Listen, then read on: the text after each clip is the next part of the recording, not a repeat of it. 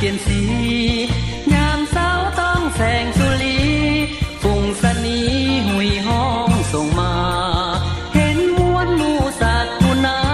บินเจยเชิดมาสู่กุลาแท้เอ่ยงามเดแสงทองส่องใสผู้ผ้าป่าไม้เขียวสดงดงามสร้างเมืองลาวเมืองสวยงามสร้างเมืองลาวเมืองสวยงามผัวแพ้สงครามที่ฟุ้งหุกหานทำมาลมผ่าตองป้ายเจ้าเน้นดังเป็นสัญญา